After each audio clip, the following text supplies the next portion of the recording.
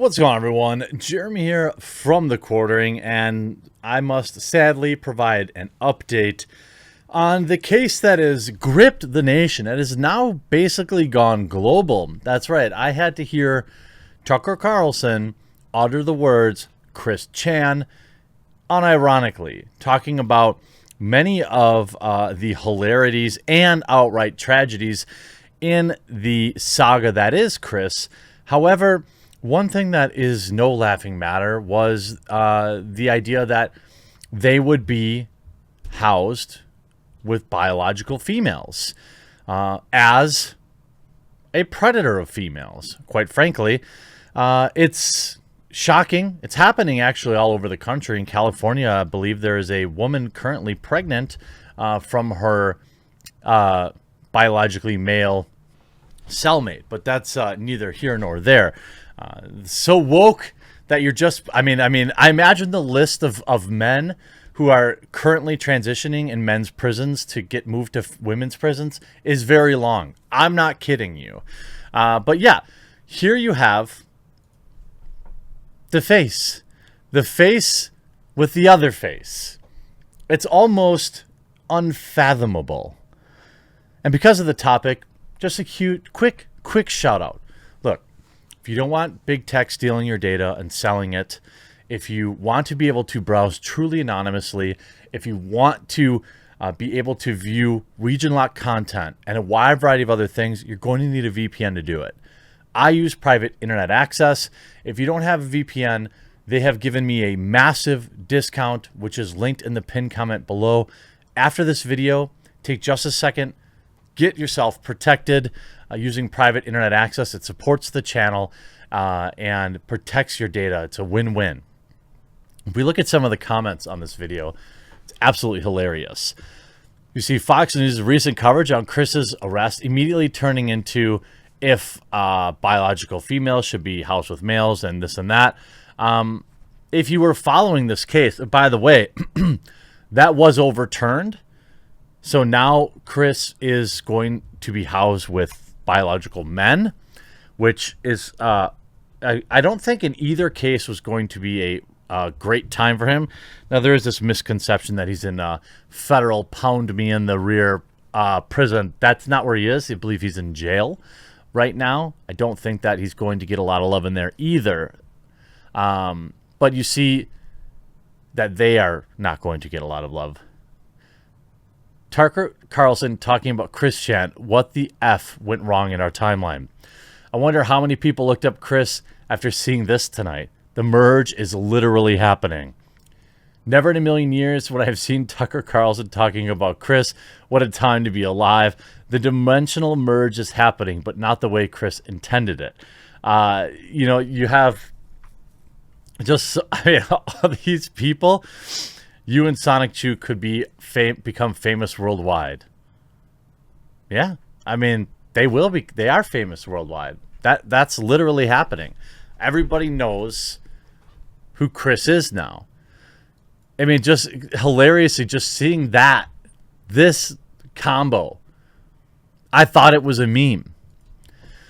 Top of this now, Chris has interrupted court proceedings over their behavior by stomping their feet and demanding they be allowed to go home to get their things. By the way, no bail or bond is afforded to this person, and I'm here for it. Chris Chan stamped their feet in frustration during a court hearing in which they were denied bond. The 39-year-old internet personality, that's one way to describe them, has been detained as of August 1st. Now, by the way, the woman on the other, I think it's a female, on the other end of the phone call, where the audio has been leaked, has emailed me and said that they'd be open to talking. I think that would be, one of the things that I thought was really bizarre here. I'm going to actually pull up that email real quick. One of the things that I thought was really bizarre was like, where did this audio come from? Like, this is a serious claim made, how, here, okay, hold on.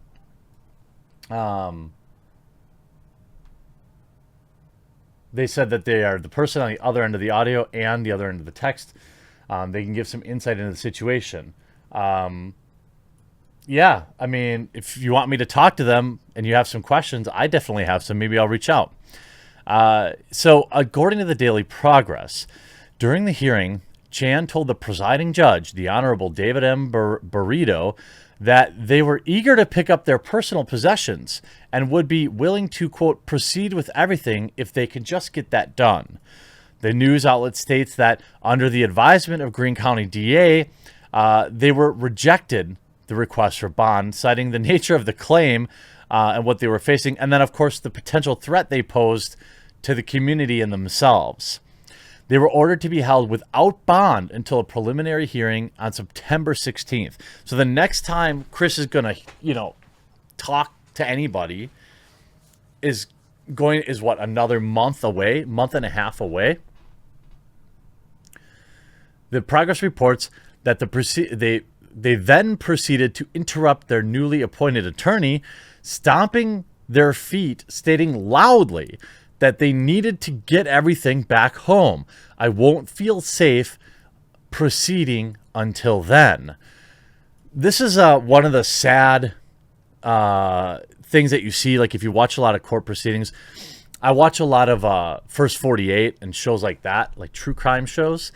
And it's funny how like a lot of people in the First 48, it's usually like hard dudes that are hard on the outside, and then they get into the clink and they realize it ain't exactly what they thought. This is Chris finding out like, no, dude, this isn't like an internet meme. You are locked up. You are receiving like a serious penalty. I don't think it's actually clicked yet for Chris that they're like going to get a prison term. Under Virginia law, it's no less than 1 year or more than 10 years. So facing up to 10 years in imprisonment and a fine of up to $2,500. Now, I don't know. I'm curious what, if they'll even get any time. To be honest, I know it's crazy to even say, but I don't know. Like, is the mom going to be cooperative? What kind of mental state is the mom even in? Can they even cooperate? At this point, there's no physical evidence that I know of. All we have is the phone call, unless they admitted it, in lockup. I don't know. It'll be interesting to see. This attorney has, of course, you see, like, one of the top ones, I feel so sorry for trans folks. All these wokies are scrambling to blindly defend Chris and insist that everyone respects their pronouns, even though they know nothing about their history or true intentions. Yeah, I mean, you don't have to support them just because they're this member of your same community. This is the hive mind problem with, politics too. You could see Chris Chan's arrest revitalized a genre of videos chronicling the Sonic Juice creator's life. Now, it's about what? We're going to complain that people making videos about this? I don't think that YouTube videos made them do what they did. I don't think that there's any clear. You could see trolls have spent years archiving thousands of their emails, calls, and diary entries on wikis. The harassment campaign reached its peak between 2008 and 2011. So, 10 years ago? When complicated storylines emerged where trolls would pretend to be romantic rivals and steal the fake girlfriends away, causing Chan to post video responses on their YouTube videos. The massive wealth of information led to an entire YouTube subgenre of videos chronicling Chandler and their life. Fredrik Knutsen, who has 1 million subscribers, posted a 20-minute Down the Rabbit Hole video about Chan that pulled 4.4 million views. There are thousands of videos about Chandler on YouTube, ranging from iceberg videos analyzing rumors of hour-long breakdowns of the Sonic Juice comic book character, created first by them. Of course, we know what they did. You see this. In the days that followed, dozens of videos with hundreds of thousands of views popped up on YouTube. The news also spread to TikTok. The hashtag Chris Chan has pulled over 30 million views, and their name has over 200,000 Twitter impressions on the platform last week. Well, I would imagine Geno Samuel, who made a 59-part documentary about Chan on YouTube, where he has over 140,000 subscribers, told Insider that he won't be continuing the project out of concern that it would be advantageous and distasteful. It's quite concerning how nonchalant they seemed to be as they were being locked up, Samuel said, adding that he was concerned about Chan's apparent mental state in footage of that as it was streamed online. It's so, like, you're villainizing people that are covering this. I'm not exactly sure I understand that position. Chandler critics also note that they have in the past asked for donations, including 2016, to help affording their mother's medication before being accused of spending the money on toys and Legos. The Chan story is up to now has decidedly been one without any clear heroes, Samuel said, adding that these new claims may tip the scales of public opinion out of Chan's favor.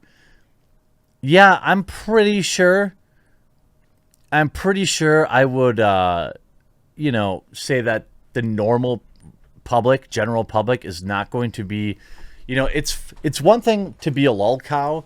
Like, I genuinely feel bad for guys like Review Tech or like DSP or Wings of Redemption. They all kind of follow the same arc, where like eventually the troll channels start getting as much or more videos or views than they even get. Even like Boogie's kind of headed down this path. It's really sad. But I don't feel the same way about Chris now that this has happened. I always kind of have a soft spot in my heart for the lol cows.